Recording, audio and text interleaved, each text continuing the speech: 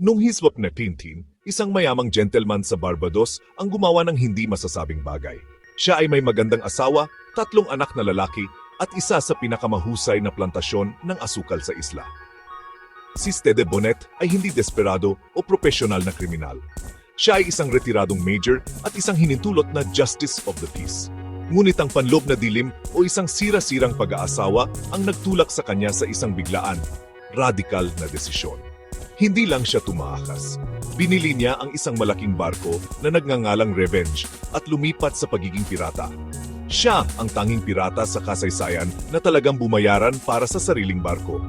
Karamihan ng mga lalaki ay napilitang pumasok sa buhay na iyon. Ngunit kanya itong pinili. Wala siyang alam sa dagat. Pinagtawanan siya ng kanyang crew habang naglalayag siya sa baybayin ng Atlantic sa kanyang magarang damit na gentleman.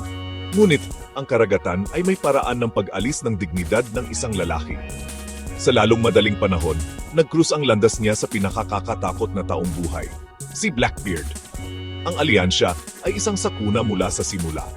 Nakita ni Blackbeard ang gentleman pirate bilang isang mahinang baguhan at kinuha ang kontrol ng kanyang barko. Nakita niya ang pagtataksil. Nakita niya ang pagkawala ng kanyang mga tauhan. Nakita niya ang pagbagsak ng kanyang walang kabuluhang pangarap. Nang mapagtanto niya ang halaga ng kanyang paghihimagsik, huli na para magbago ng landas. Iniwan niya ang kanyang pamilya para sa isang buhay ng mga anino.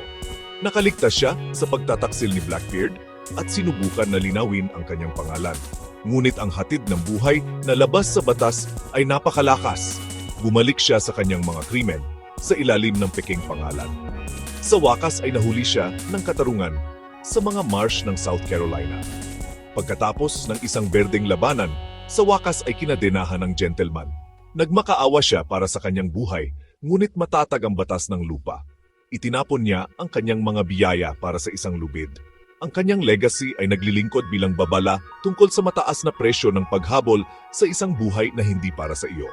Kahit isang gentleman ay maaring mawala ang kanyang kaluluwa sa dagat. Mga pinagmulan: National Archives, South Carolina Historical Society History Facts, Discovery, Maritime.